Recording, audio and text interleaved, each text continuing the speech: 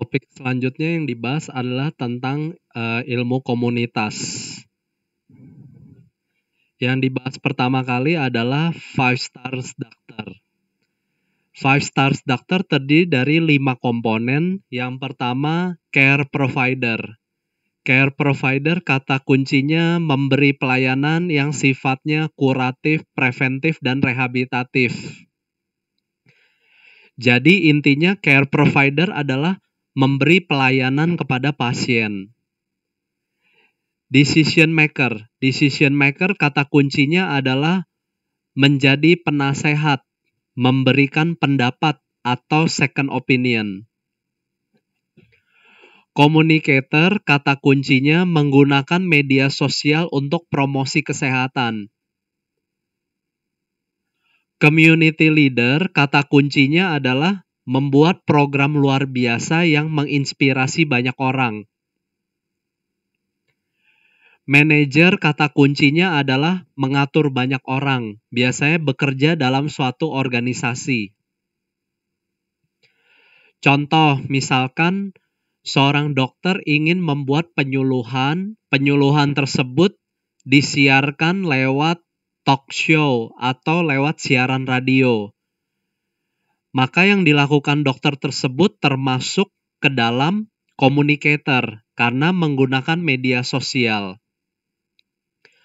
Contoh lain misalkan seorang dokter ingin membuat penyuluhan tentang demam berdarah, tapi disajikan dalam bentuk poster yang ditempel di jalan. Itu juga termasuk communicator. Decision maker memberikan nasihat pendapat, second opinion.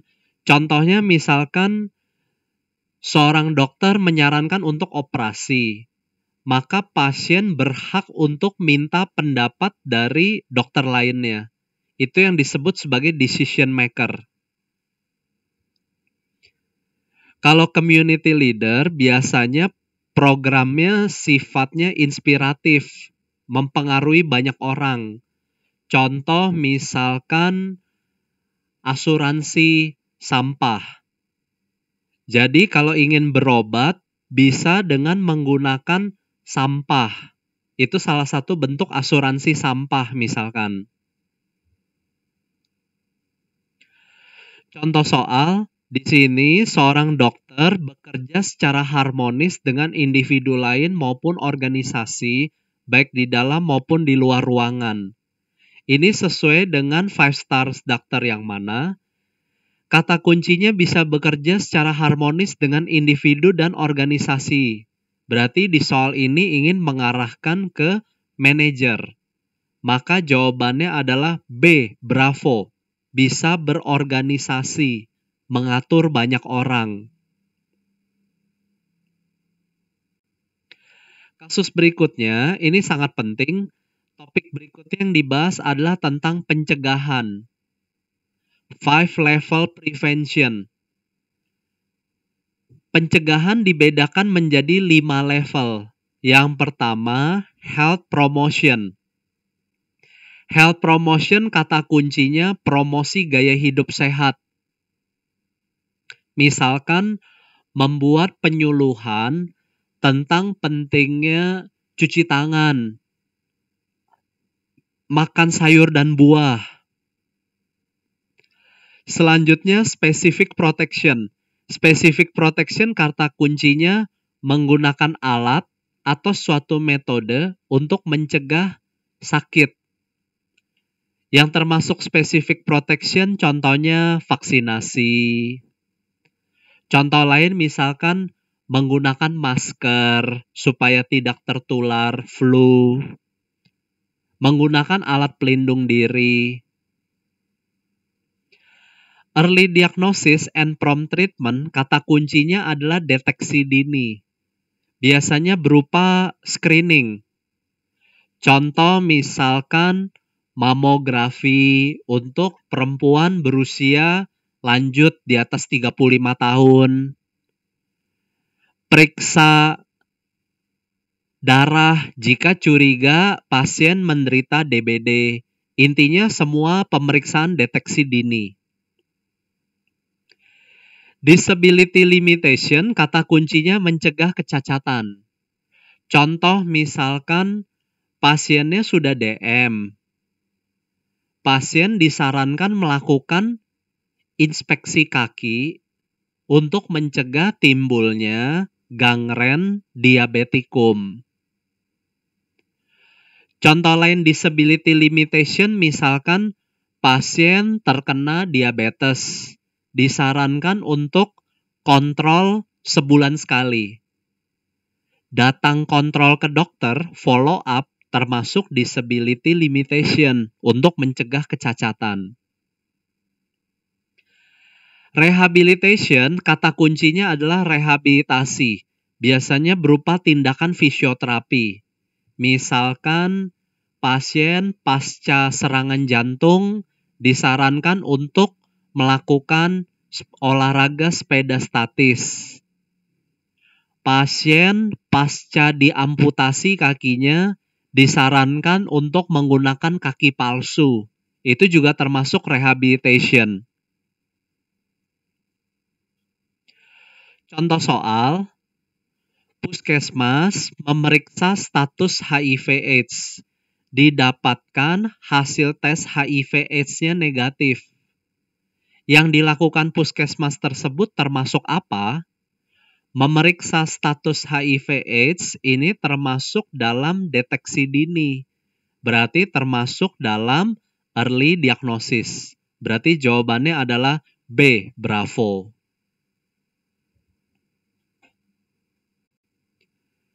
Kasus berikutnya yang dibahas adalah tentang stage of terminal illness. Stage of terminal illness atau stage of grief, tahap-tahap ketika seseorang mendapatkan kabar buruk. Biasanya tahap yang pertama adalah denial, penyangkalan.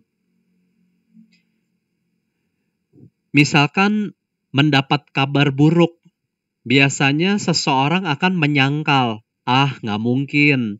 Itu yang disebut sebagai denial, penyangkalan. Ada lagi tahap yang disebut sebagai anger, marah. Biasanya menyalahkan diri sendiri, menyalahkan orang lain, bahkan kadang menyalahkan Tuhan misalkan. Bargaining, kata kuncinya adalah tawar-menawar, berjanji, bernazar. Jika berhasil melewati kabar buruk tersebut, akan melakukan sesuatu. Contoh, seseorang penderita kanker stadium akhir. Berjanji jika sembuh, dia akan mensedekahkan hartanya. Itu termasuk dalam tahap bargaining. Berjanji, bernazar.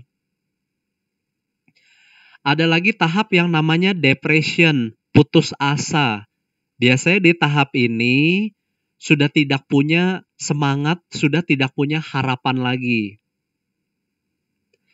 Tahap yang akhir adalah tahap acceptance, penerimaan.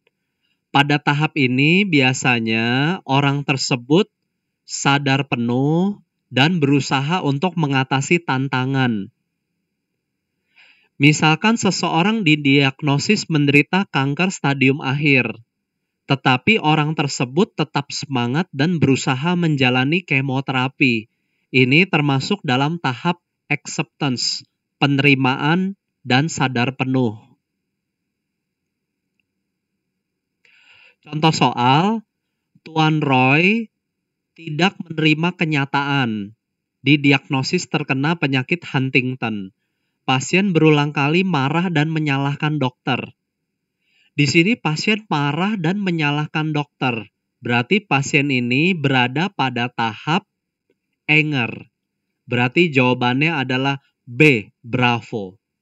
Ini cukup jelas karena pasiennya marah-marah dan menyalahkan orang lain. Kasus selanjutnya yang dibahas adalah jenis-jenis rujukan. Rujukan dibedakan menjadi beberapa jenis. Yang pertama, rujukan interval. Rujukan interval, kata kuncinya adalah merujuk dari satu dokter ke dokter lain untuk jangka waktu tertentu. Nanti setelah selesai, pasien kembali ke dokter mula-mula. Dirujuk, setelah selesai, pasiennya kembali. Contoh rujukan interval.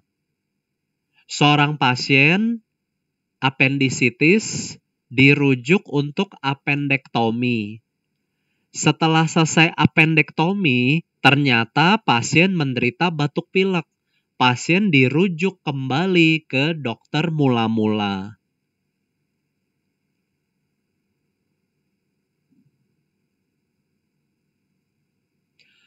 Rujukan split. Split kata kuncinya adalah merujuk ke beberapa dokter, biasanya berurutan. Rujuk ke dokter A. Setelah selesai, rujuk ke dokter B. Setelah selesai, rujuk ke dokter C. Jadi dirujuk ke banyak dokter, tapi berturut-turut. Selesai satu, pindah ke yang lain. Contoh rujukan split, misalkan seorang pasien memiliki penyakit diabetes mellitus, disertai dengan PCOS, disertai dengan ulkus DM. Pertama, pasien dirujuk dulu ke penyakit dalam untuk kontrol gula darahnya. Setelah gula darahnya terkontrol, pasien dirujuk ke dokter bedah untuk debrideman ulkusnya. Setelah selesai, dirujuk ke dokter obsgin untuk mengobati PCOS-nya.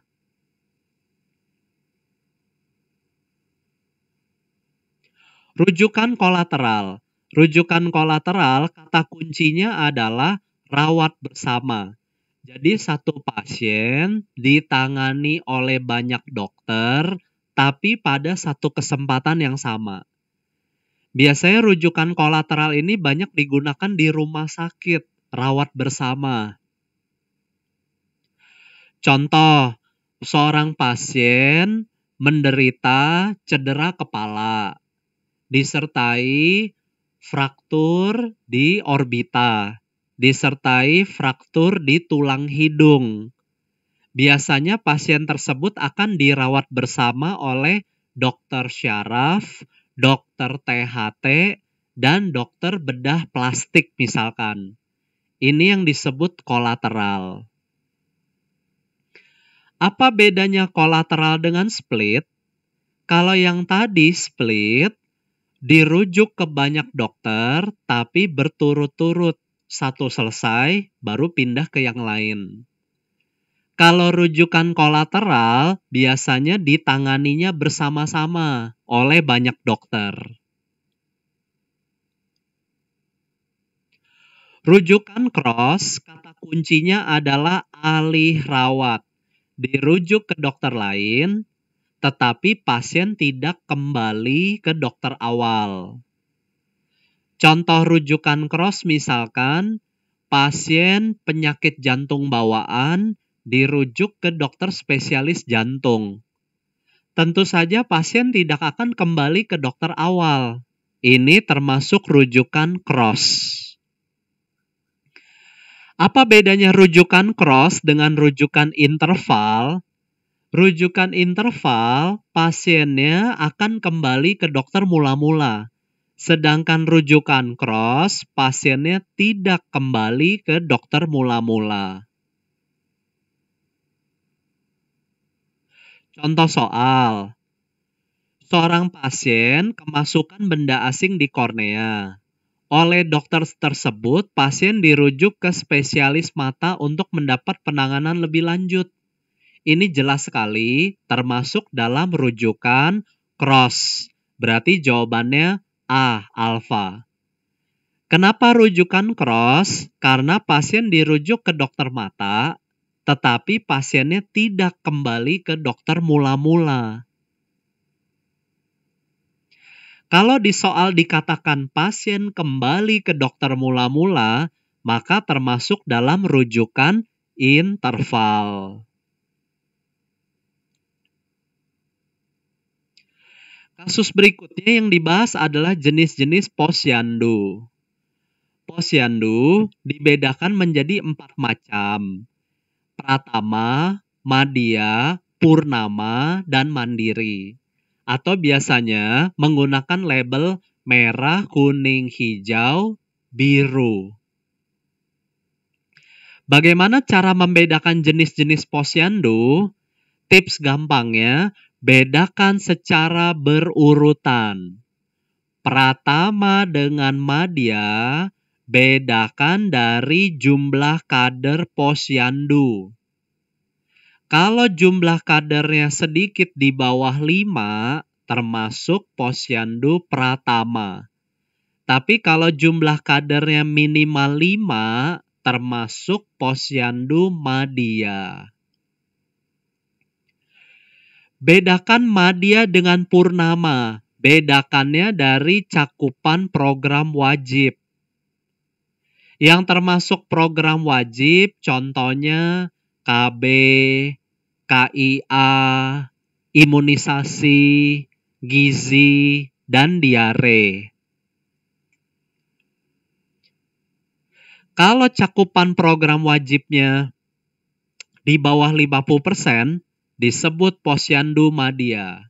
Tapi kalau lebih dari sama dengan 50%, disebut posyandu purnama. Membedakan purnama dengan mandiri, bedakan dari program tambahan dan dana sehat. Kalau kedua-duanya di bawah 50%, namanya purnama. Kalau lebih dari 50%, disebut mandiri. Jadi tips gampangnya, kalau ketemu soal jenis posyandu, bedakan berurutan. Pratama dan madya dibedakan dari kader. Madya dan purnama dibedakan dari program wajib. Purnama dan mandiri dibedakan dari program tambahan dan dana sehat. Contoh soal, posyandu memiliki kader 5. Memiliki program KB, KIA, imunisasi, gizi, diare lebih dari 50%. Memiliki dana sehat lebih dari 50%.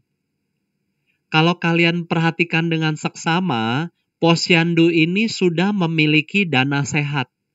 Berarti kemungkinannya antara purnama atau mandiri.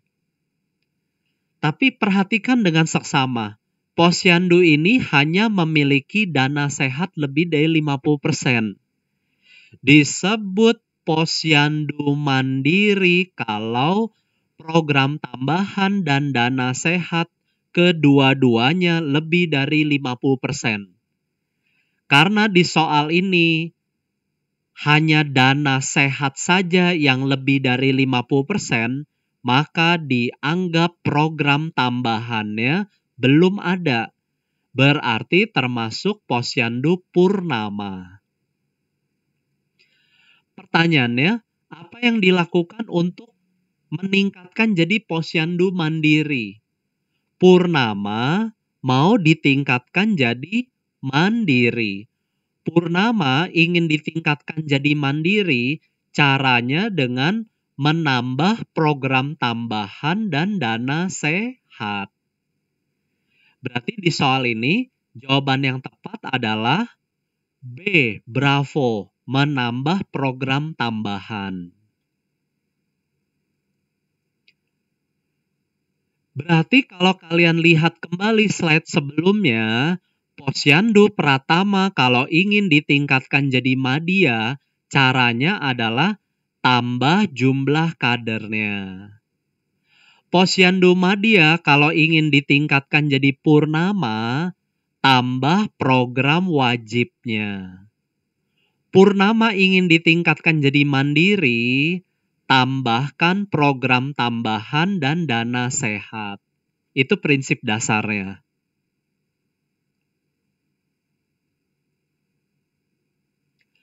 Kasus berikutnya yang dibahas adalah tentang menghitung angka kematian bayi. Dalam ilmu komunitas, statistik perhitungan yang dibahas ada banyak. Yang pertama, insidence. Insidence rumusnya kasus baru dibagi populasi. Prevalence rumusnya kasus baru dan kasus lama dibagi populasi. Contoh, bulan Januari jumlah penderita DBD ada 10 orang. Di akhir Januari, penderita DBD menjadi 50 orang. Jika populasinya 100.000, hitunglah insidence di akhir Januari. Awalnya 10 pasien, kemudian di akhir Januari menjadi 50. Berarti kasus barunya sebanyak 40. Maka insidennya 40 per 100.000. Tapi kalau ditanya prevalence di akhir Januari, kasus baru dan kasus lama jumlahnya 50. Berarti 50 per 100.000. Attack rate. Attack rate rumusnya kasus baru dibagi populasi. Rumusnya sama seperti insiden. Bedanya, insiden biasanya digunakan untuk penyakit, sedangkan attack rate digunakan untuk sesuatu kejadian yang sangat mendadak. Misalkan kasus keracunan, kasus penyakit yang sangat menular. Jadi sesuatu yang sangat mendadak. Angka kematian ibu. Angka kematian ibu atau bahasa Inggrisnya maternal mortality rate. Rumusnya adalah jumlah ibu yang meninggal dibagi jumlah kelahiran hidup dikali konstantanya 100.000. Penyebab kematian ibu ini harus spesifik karena kehamilan, persalinan, ataupun nifas. Penyakit-penyakit pada kehamilan, contoh misalkan abortus, preeklamsi. Penyakit-penyakit pada saat persalinan, misalkan ruptur uterus. Penyakit-penyakit saat masa nifas, misalkan endometritis.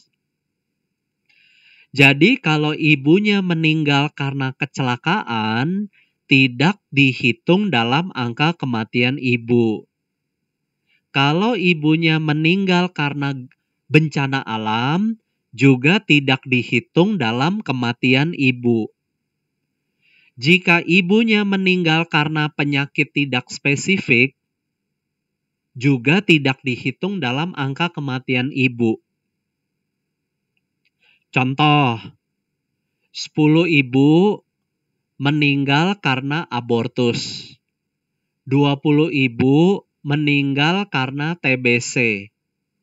30 ibu meninggal karena gempa bumi. Maka yang dihitung dalam angka kematian ibu hanyalah 10 ibu yang mati karena abortus. 20 ibu yang meninggal karena TBC tidak dihitung, karena TBC bukan penyakit spesifik pada kehamilan.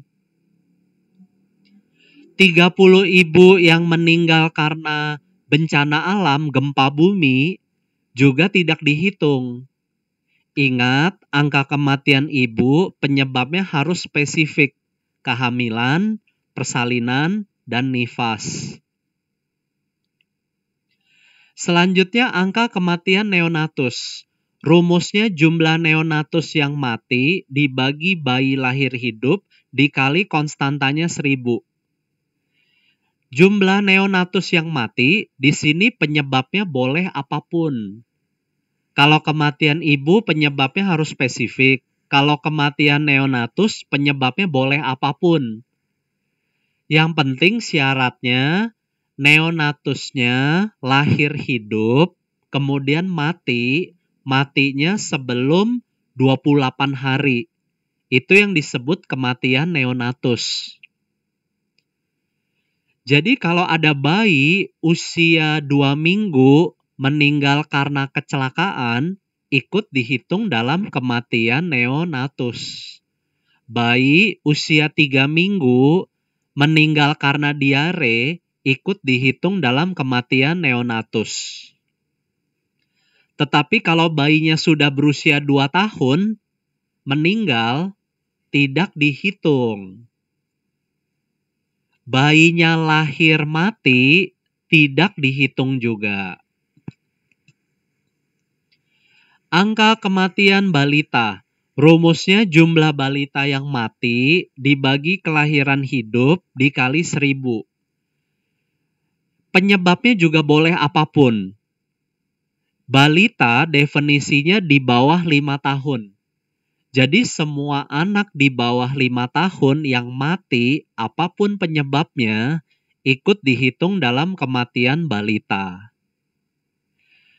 Berarti kematian neonatus juga termasuk dalam kematian balita. Jadi kalau ada neonatus usia 2 minggu meninggal, ikut dihitung juga dalam kematian balita. Angka kematian bayi definisinya jumlah bayi yang mati dibagi kelahiran hidup dikali 1000. Bayi definisinya di bawah 1 tahun. Angka kematian bayi nama lainnya adalah infant mortality rate. Apapun penyebabnya, ikut dihitung dalam kematian bayi. Berarti neonatus yang meninggal dihitung juga di dalam angka kematian bayi. Kalau kalian perhatikan, angka kematian ibu konstantanya dikali 100.000. Sedangkan angka kematian neonatus, balita, dan bayi cukup dikali 1000 saja. Terakhir, case fatality rate. Rumusnya, jumlah kematian dibagi jumlah yang sakit karena suatu hal dikali 100%. Contoh, 100 orang sakit jantung, 4 diantaranya meninggal. Berarti case fatality rate-nya 4/100 dikali 100%, sama dengan 4%. Contoh soal, ada 12.500 ibu melahirkan. 500 bayi lahir dalam keadaan meninggal.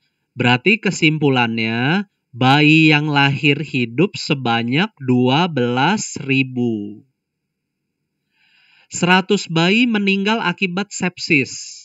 60 bayi meninggal di bawah 1 tahun karena tanah longsor. 40 bayi meninggal di bawah 1 tahun karena campak. 40 bayi meninggal di bawah 1 tahun karena diare. 120 anak meninggal antara 1 sampai 5 tahun. Cara menghitung angka kematian bayi, yang pertama, tentukan dulu kelahiran hidup sebanyak 12.000. 100 bayi meninggal karena sepsis, dihitung. 60 bayi meninggal di bawah 1 tahun akibat tanah longsor, dihitung. 40 bayi meninggal di bawah 1 tahun karena campak, dihitung. 40 bayi meninggal di bawah 1 tahun karena diare, dihitung juga. Tapi 120 anak meninggal antara 1 sampai 5 tahun tidak dihitung. Jumlahkan dibagi 12.000 kali konstantanya 1000. Akan diperoleh angka kematian bayinya 20. Berarti jawabannya B, bravo. Kasus selanjutnya yang dibahas adalah pendekatan kedokteran. Nilai-nilai kedokteran keluarga yang pertama adalah holistik. Holistik kata kuncinya adalah biopsikososial. Mengatasi masalah secara menyeluruh. Biopsikososial spiritual. Contoh, Seorang dokter tidak hanya meresepkan obat hipertensi, tetapi dokter tersebut juga harus menanyakan apakah ada masalah psikis, masalah sosial yang menyebabkan tekanan darah pasien naik. Ternyata tekanan darah pasien sering naik penyebabnya karena sering berkelahi dengan anaknya, atau penyebabnya karena sering dimarahi oleh bos di tempat kerja. Komprehensif, kata kuncinya adalah mengutamakan kegiatan pencegahan preventif. Contoh, seorang pasien didiagnosis TB. Dokter kemudian menanyakan apakah di rumah pasien tinggal dengan anak kecil. Tujuannya adalah mencegah supaya TB tidak menular dari pasien ke anak kecil tersebut. Continue, kata kuncinya berkesinambungan, mengutamakan follow up. Jadi pasien jangan ditinggalkan begitu saja, tetapi harus ditanyakan perkembangannya. Kolaboratif, kata kuncinya adalah dokter bisa bekerja sama dengan keluarga pasien. Bedakan dengan koordinatif. Koordinatif kata kuncinya kerjasama antar tenaga medis. Misalkan dokter bekerja sama dengan perawat. Jenis keluarga dibedakan menjadi keluarga inti, artinya terdiri dari ayah, ibu, dan anak. Keluarga orang tua tunggal, single parent, artinya hanya terdiri dari ayah saja atau ibu saja, ditambah anak kandung. Disebut keluarga blended, campuran, jika ada ayah atau ibu tiri. Sedangkan keluarga extended, majemuk, biasanya melibatkan anggota keluarga lain seperti om dan tante, kakek dan nenek. Jadi kalau di rumah tinggal ayah, ibu, anak, kakek, nenek, maka keluarga tersebut termasuk dalam keluarga extended atau nama lainnya keluarga majemuk. Contoh soal, Tuan Surya sering mengeluh sakit kepala, didiagnosis tension type headache. Dokter memperhatikan perkembangan kesehatan Tuan Surya. Dokter rajin menelpon untuk mengetahui perkembangan kesehatan Tuan Surya. Nilai-nilai kedokteran keluarga yang diterapkan Dr. Rani ini adalah pendekatan berkesinambungan. Berarti jawaban yang tepat adalah C, berkesinambungan, atau nama lainnya continue. Kasus berikutnya yang dibahas adalah jenis-jenis kejadian luar biasa. Kejadian luar biasa, nama lainnya adalah outbreak. Kejadian luar biasa memenuhi minimal satu kriteria berikut. Yang pertama, sebelumnya penyakitnya tidak ada, tetapi sekarang ada. Contoh, dulu tidak ada difteri. Sekarang di kota Palembang ada kasus difteri. Ini namanya outbreak. Definisi yang kedua, peningkatan angka penyakit atau kematian terus-menerus dalam 3 periode waktu. Contoh, bulan Januari penderita DBD 10 orang, Februari 20 orang, Maret 30 orang. Berarti meningkat dalam 3 periode. Definisi ketiga, peningkatan angka penyakit atau kematian 2 kali lipat dibandingkan sebelumnya. Misalkan minggu pertama penderita DBD 20 orang. Minggu kedua 40 orang. Itu sudah boleh dikatakan KLB. Kalau minggu pertama 20 orang, minggu kedua 25 orang, belum KLB.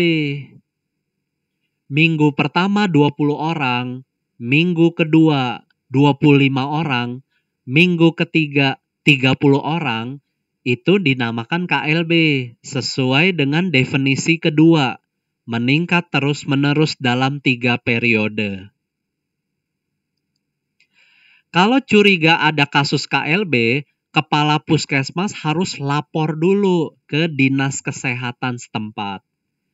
Jadi yang bertugas membuat laporan adalah kepala puskesmas, yang bertugas menetapkan KLB adalah Dinkes.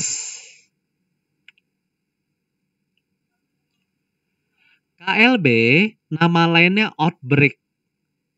Apa bedanya dengan wabah?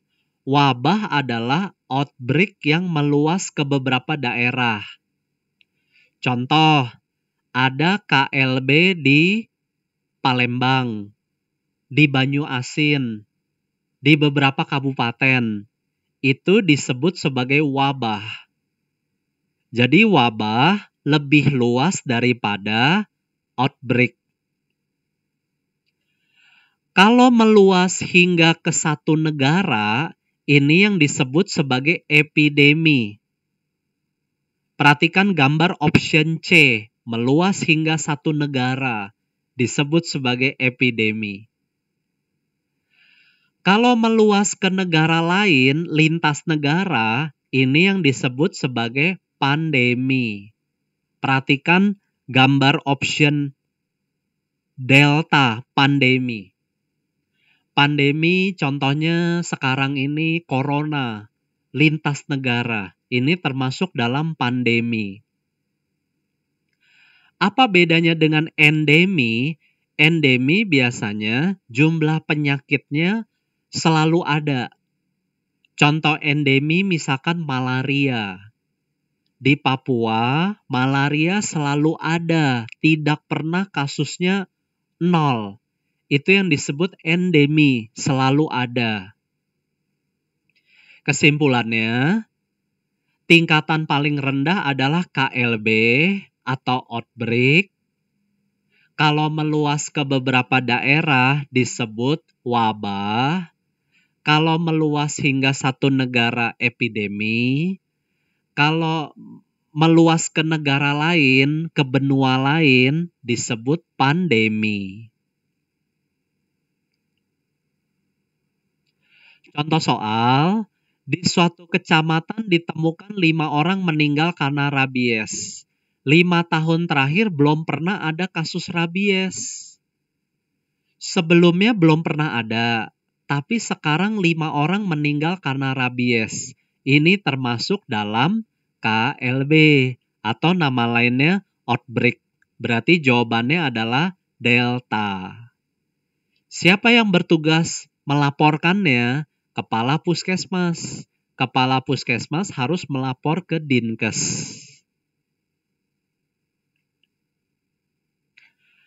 Kasus berikutnya yang dibahas adalah jenis-jenis imunisasi tambahan. Imunisasi tambahan yang pertama adalah backlog fighting.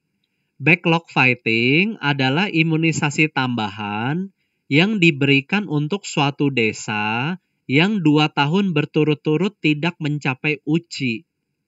UCI adalah Universal Child Immunization. UCI adalah angka cakupan imunisasi. Jadi kalau suatu daerah 2 tahun berturut-turut cakupan imunisasinya rendah, daerah itu akan dilakukan backlog fighting. Plesetannya B. B adalah huruf kedua. Berarti syaratnya 2 tahun berturut-turut tidak mencapai UCI. Itu plesetannya. Selanjutnya crash program. Crash program imunisasi tambahan yang dilakukan jika suatu daerah angka kematian bayinya tinggi, infrastrukturnya jelek, 3 tahun berturut-turut tidak mencapai UCI. Plesetannya C. Crash. C. Huruf ketiga. Berarti syaratnya ada 3. Salah satu syaratnya 3 tahun berturut-turut tidak mencapai uji. Terakhir, ORI, Outbreak Response Immunization. Imunisasi yang diberikan setelah terjadi KLB. Contoh, di Padang terjadi difteri. Pemerintah dan Dinas Kesehatan Padang melakukan imunisasi kepada anak-anak yang belum tertular difteri. Ini yang disebut sebagai ORI, imunisasi yang diberikan setelah terjadi outbreak atau KLB. Tujuan ORI supaya anak yang masih sehat tidak tertular. Contoh soal, diberikan imunisasi tambahan kepada anak 5 tahun karena di daerah tersebut sedang terjadi KLB difteri. Ada KLB, lalu diberikan imunisasi tambahan. Ini termasuk dalam tindakan imunisasi ORI. Berarti jawabannya E, Outbreak Response Immunization.